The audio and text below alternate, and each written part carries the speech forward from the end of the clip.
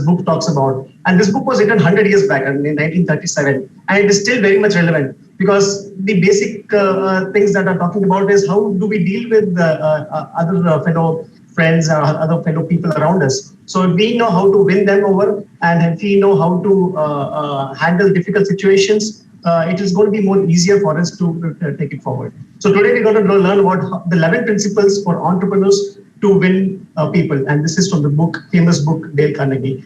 How I came across this book is I was reading about Warren Buffett, and I came to know that Warren Buffett was very harsh and very he was not very kind to people. I mean, because the way the amount of information that he has, that ego was with him. When someone pointed out to him that you need to be a little softened up, then he read this book, and that's how the things changed for him. So that's how powerful this book is actually. Please, next slide, please. So now, why do we want to win over friends, and why do we want to win over people? It is for the basic reason to grow, to handle difficult situations very easily, to motivate the team which you're working with, people around you. It may be a family, it may be your office, it may be friends around you. So the motivation plays a key role over here to take the better productivity out of the people whom you're working with, to handle tricky situations. So then this is very for an entrepreneur. This can be mostly a make or break situation when you handle things with client.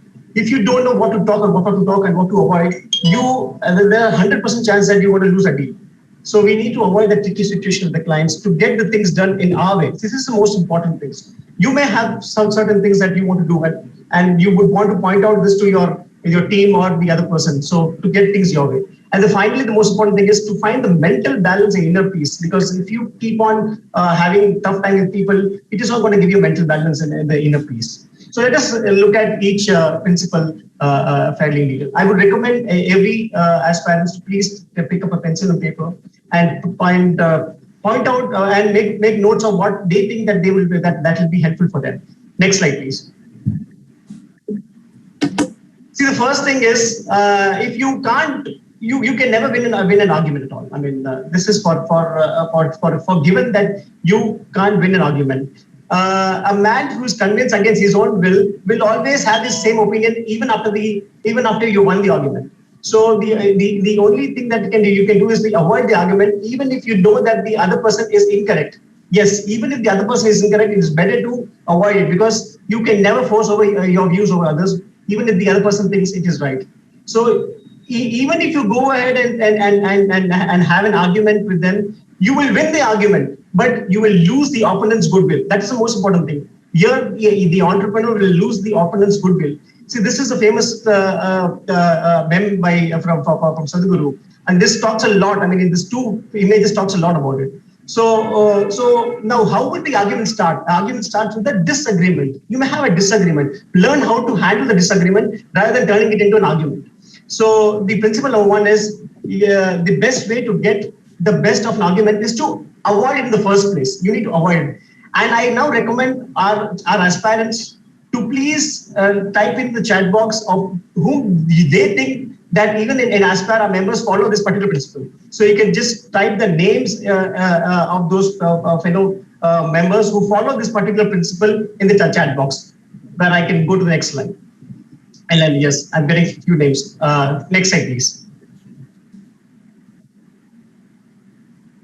So second way is, second thing is a sure way of making enemies. Now, what is the sure way of making enemies is if you want to prove them, wrong. I mean,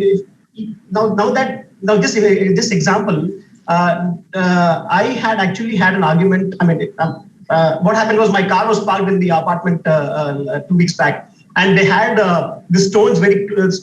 I mean, the bricks they placed very close to my car.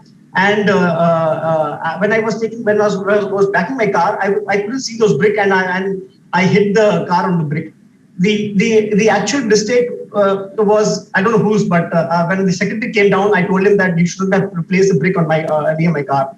Instead of taking the argument, the discussion and making me understand, I told him first place was you are wrong to assume that you placed the bricks in the right place. So that using the word of that you're wrong, that actually I hit the wrong nerve over there. And then he started to make his point and he started to tell that what he's saying is right. Even he didn't bother to look at what I'm trying to say. So at that point, I realized that there's no point taking thought, and I left the argument that is there.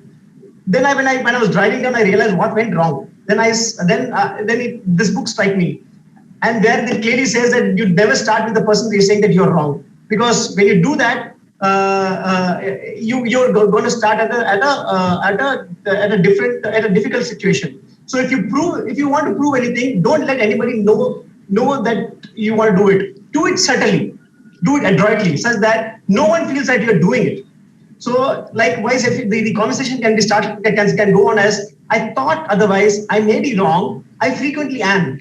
But if I'm wrong, I want to put it right. So let us look at the facts. Now, this is the discussion. This is the start of the discussion you can start with, instead of just putting the things out that you're wrong, or making it very, very blunt on the face. Sushil, if you have 11 points, then you should go a little fast. Yes, sir. Thank you. So I can just request the members to put the names of the aspirants who would follow this principle. Next slide, please. So the last one says that the show never say you're wrong to anyone. And now the thing is, when the discussion is going on, and there are two ways of the discussion. Either you're right or you're wrong. If you're wrong, admit it emphatically. Admit it quickly and emphatically. Don't wait for it, because it's going to work out wonders if you admit it initially. If you're right, then try to win over the other person tactically and gently.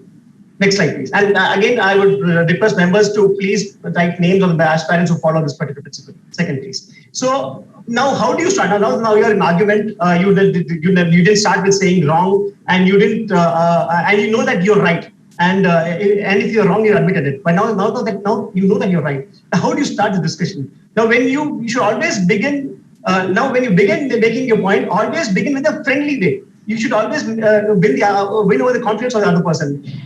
If any ill feeling towards you, if the other person has any ill feeling towards you, you can't win over him no matter how much you try. Whatever logics you give, he will never get onto your shoes. This is possible. This is applicable with your boss, with your children, with your spouse also. So always begin in a friendly way. Next slide, please.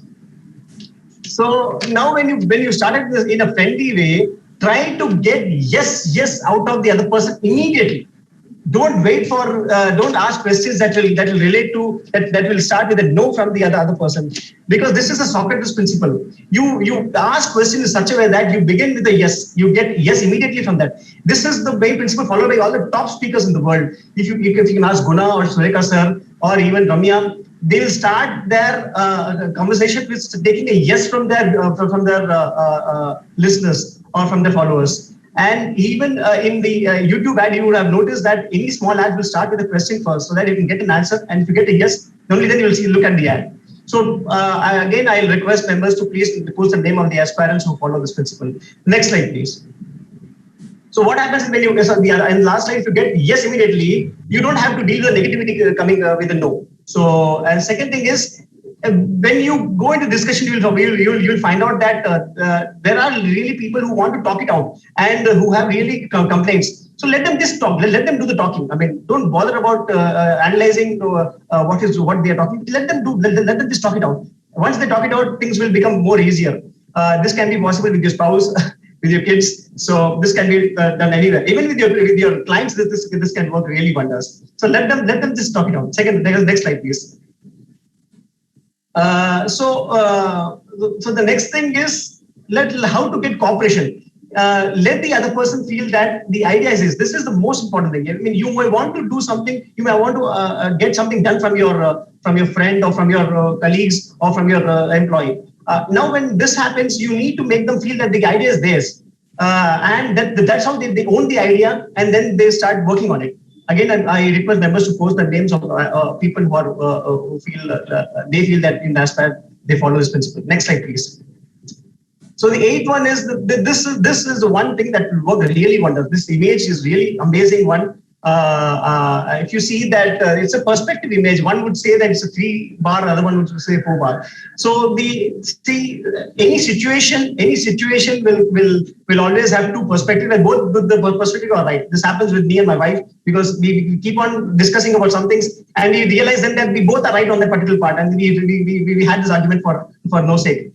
So this can happen with any number of people. Just try to work in their shoes. And even when you go for the sale pitch, understand why that particular buyer or your client will buy from you. And once you know that, once you try to look at from the other perspective, it's going to do wonders. And this is the most important principle, number 8, which Dale Carnegie has pointed out from the entire book. He says that if you follow this one particular principle, it is this is going to be a stepping stone for success. So again, I request members to please post the names of members who are doing this. Next slide, please.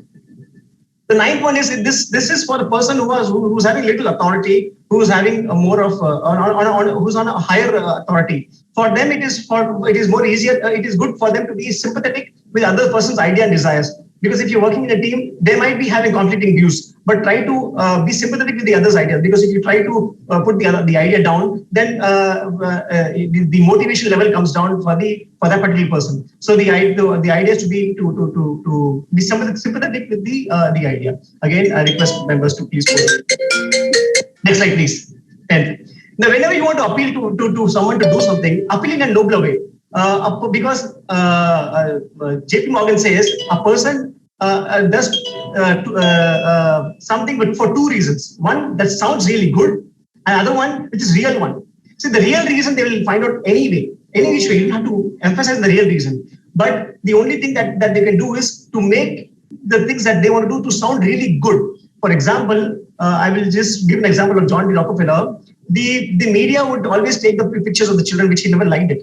He could do two things. Either go brightly and say the real thing that I don't like you taking the pictures of my son or my daughter. Please don't do that. He could have done that. Or the other way, he used this. He went to the reporters and told them that you too have children. You don't want to expose them at this tender age. And that's how they stopped taking the pictures of his children. So the appeal in a nobler way is more easier to get things done. Again, post the names of the aspirants who work on this principle. Next slide, please. If nothing works, this is the best thing that works. And this is you challenge, you throw down a challenge. This is the only thing that will work if nothing else works in the temple. And the best example is BNI games. Every LT faces the problem of getting the numbers and for last 2, 3, 4 LTs, we have a problem of getting the numbers done. So the BNI games is something you put the challenge down, and then you see that all the members start working towards your goal. So this also works with your kids. If you want them to do something, put up a challenge that do this for this 20 days, and then you will see that I'll give you these things. And this will really work really good with your with people, with your subordinates, with your team, and with people around you. Just throw a challenge. Again, name the members who really do this in Aspire. Again, the last slide, I just want to summarize. Sorry for taking so much of time, but I think this is more important. These are the 11 principles I'm summarizing it over here. I request members now to please use the chat box and see which principle they are following, and they can just type the number of the principle that they're following. It can be number 1, 2, 3, 4. Just type down the numbers that you feel that it is that the thing which you're following because even if you do one thing right, that is going to be very good. So number 4 by Deepa Satish. Yeah. So again, I'll just sum it up. Avoid an argument. Principle number 1, never say you're wrong. Number 2, number 3 is if you're wrong, admit it quickly and empathetically. Begin in a friendly way for principle 4. 5 is get the other person saying yes immediately. Principle 6 is let the other person do the great deal of talking. Number 7 is let the other person feel that the idea is his or hers. Number 8 is see things from the other's point of view. Number 9 is be sympathetic and with other person's idea as a desire. Number 10 is appeal with a nobler motive. And the last one is throw down a challenge. Thank you, Jensen. Thank you for bearing with me.